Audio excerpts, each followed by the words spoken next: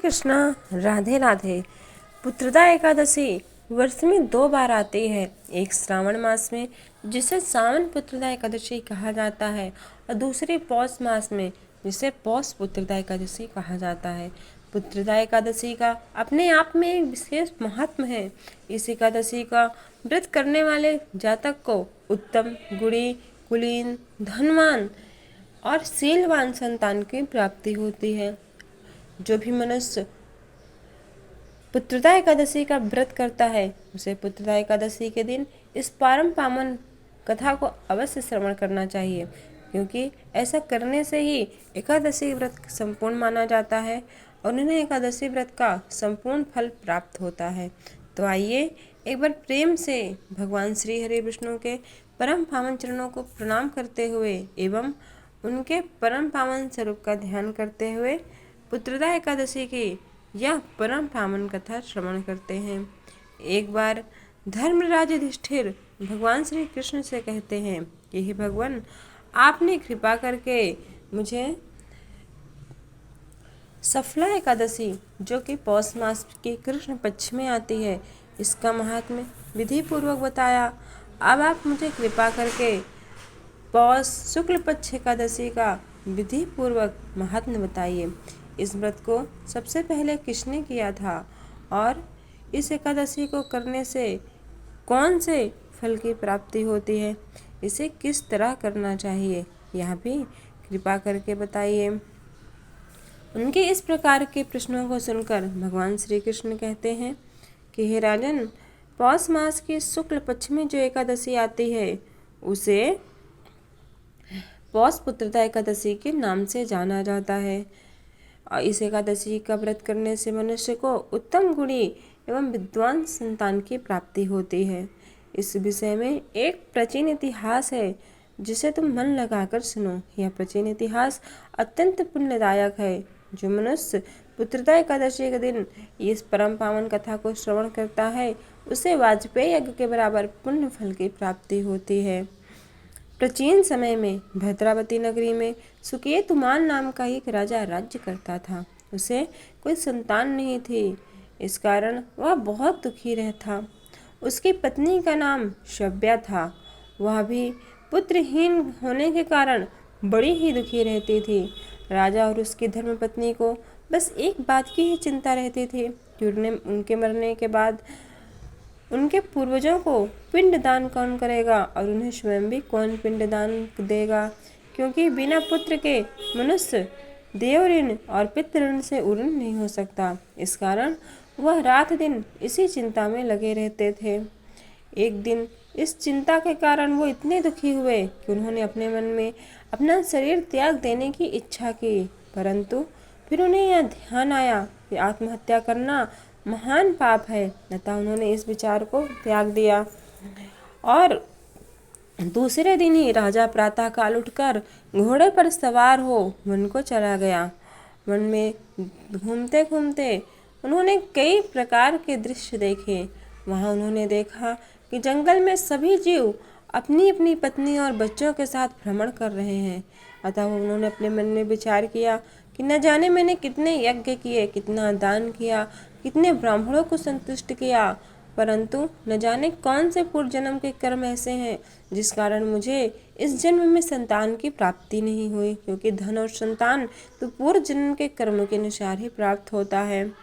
वो मनुष्य धन्य है जिन्हें इस जन्म में धन और संतान दोनों ही मिले हैं।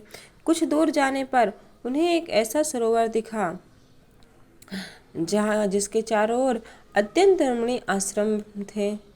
उस सुंदर सरोवर को देखकर राजा, जो अभी दोपहर में भूख प्यास से व्याकुल थे, उन्होंने सोचा चलो इसी सरोवर में थोड़ा पानी पी लूं। परंतु जब राजा उस सरोवर के पास पहुंचे तो वहां उन्होंने देखा कि बड़े ही तेजस्वी ऋषि उस आश्रम के किनारे बैठे हुए हैं। उनमें से जो सबसे ज़्यादा तेजस्वी ऋषि थे वैसे तो राजा ने सबको प्रणाम किया, परंतु जो महान तेजस्वी ऋषि थे उनके पास गए, साष्टांग दंडवत करके उनके सामने बैठकर बोले कि हे ऋषिवर, आप मेरा प्रणाम स्वीकार करो। राजन के ऐसे विनय भाव को देखकर वो ऋषि बोले कि हे ऋषि, हे राजन, तुम्हारे इस प्रकार के व्यवहार से हम बहुत प्रसन्न हैं। तुम्हारी जो इच्छा हो वह हमसे कहो। राजा ने कहा कि हे विप्र, आप कौन हैं और आप यहाँ कैसे आए? ऋषि बोले, हे राजन, आज पुत्र की इच्छा करने वाले मनुष्यों को श्रेष्ठ पुत्र प्रदान करने वाली परम पुण्यदायक पुत्रदा एकादशी है। आज से 5 दिन बाद माघ का स्नान है, इसलिए आज से ही हम सब इस सरोवर में स्नान करने के लिए आए हैं। अब आज से पूरा माघ पूर्णिमा तक हम लोग इसी सरोवर के किनारे स्नान आदि करेंगे।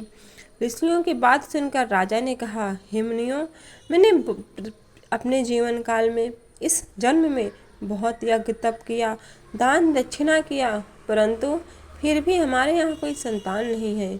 यदि आप मुझ पर प्रसन्न हैं तो आप मुझे एक संतान देने की कृपा करें।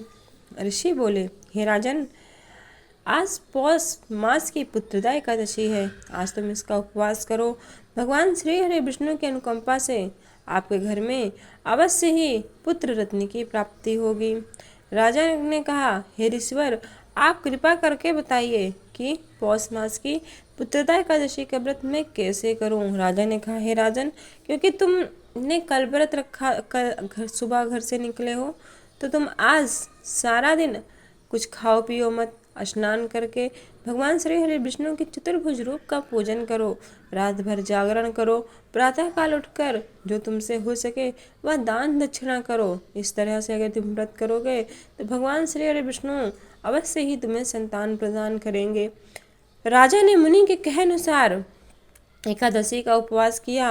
द्वादशी का व्रत और पारण करके ऋषियों को प्रणाम करके वापस अपनी नगरी को आया। भगवान श्री हरि विष्णु की कृपा से कुछ दिनों बाद ही रानी ने गर्भ धारण किया और 9 माह के पश्चात उसे अत्यंत तेजस्वी पुत्र प्राप्त हुआ। यह राजकुमार बड़ा होने पर अत्यंत वीर, धनवान, यशस्वी और प्रजापालक बना।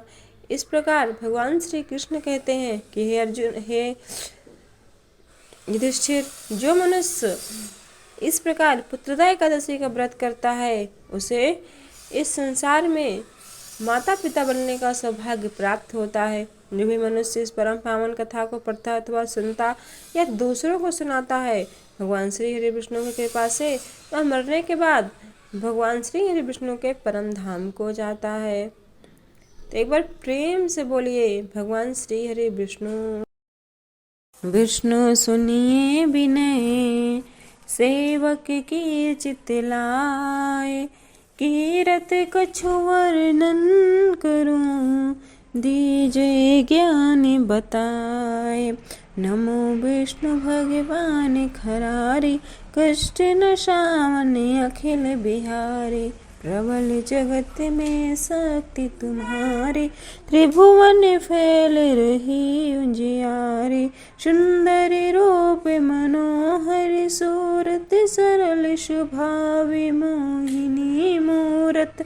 तन पर पीतांबर अति सोहत, बैजंती माला मन मोहत। शंख चक्र कर गदा विराजे, देखते दैत्य असुर दल भाजे। सत्य धर्म मद लोभ न गाजे, काम क्रोध मद लोभ न छाजे। संत भक्त सज्जन मन रंजन, धनुज असुर दुष्टन दल गंजन। सुख उपजाए कष्ट सब भंजन, दोष मिटाए करत जन सज्जन। पाप काटे भव सिंधु तारण, कष्ट नाश कर भक्त उबारण। करते अनेक रूप प्रभु धारण, केवल आप भक्ति के कारण। धरण धेनु बन तुम ही पुकारा, तब तुम राम रूप का धारा। भारे उतारे असुर दल मारा, रावण आदिक को संहारा। आप वराह वराह रूप बनाया, हिरण्याक्ष को मार गिराया, धर्म तस्य तन सिंधु बनाया, 14 रत्न को निकलाया, अम्लिख असुरों ने धुंध मचाया, रूप मोहिनी आप दिखाया, देवन को अमृत पान कराया, असुरन को छवि से बहलाया, कूर्म रूप धर सिंधु मझाया, मंद्राचल गिर तुरत उठाया, शंकर का तुम फंद छुड़ाया, भस्मासुर को रूप दिखाया, वेदन को जब असुर डुबाया, कर प्रबंध उन्हें धुणवाया, मोहित बन कर खल ही नचाया, उसई कर से भस्म कराया, असुर जलंधर अति बलदाई, शंकर से उनकी ने लड़ाई, हार पार शिव सकल बनाई, कीन सती से खल चल जाई, सुमरन कीन तुम्हें शिवरानी, बतलाई सब विपत कहानी, तब तुम बने मुनीश्वर ज्ञानी, वृंदा के सब सुरत भुलानी, देखत तीन धनुज शैतानी, वृंदा आए तुम्हें लपटानी, हो इस स्पर्श धर्म छति मानी, हना असुर और शिव सैतानी, धुमने ध्रुव फैला दे उबारे, हिरण्याक्ष आदि के खल मारे, गणिका और यजा मिल तारे, बहुत भक्त भव सिंधु तारे, हरहु सकल संताप हमारे, कृपा करहु हरि सिरजन हारे, देखो मैं निज दरस तुम्हारे, दीन बंधु भक्तन हितकारे, चाहत आपका शिवक दर्शन, करहु दया अपनी मधुसूदन, जानू नहीं योग जप पूजन, हो यज्ञ स्तुति अनुमोदन, शील दया संतोष सुलक्षण, विदित नहीं व्रत बोध विलक्षण, करहु आपका किस विधि पूजन, कुमत बिलो के होते दुख भीषण, करहु प्रणाम कवन विधि सुमिरन, कवन भांति में करहु समर्पण, सुर मुनि करत सदा सेवकाई, हर्ष राहत परम गति पाई, दीन दुखिन पर सदा सहाय, निज जन जान लेव अपनाई, पाप दोष संताप नशाओ, भव बंधन से मुक्त कराओ, सुख संपत्ति दे सुख उपजाओ, निज चरणन का दास बनाओ, निगम सदा ये बिने सुनावे, पढ़े सुने जो जन सुख पावे। एक बार प्रेम से बोलिए भगवान श्री हरि विष्णु की जय, मैया लक्ष्मी की जय। मित्रों, यदि आप परम पावन कथा और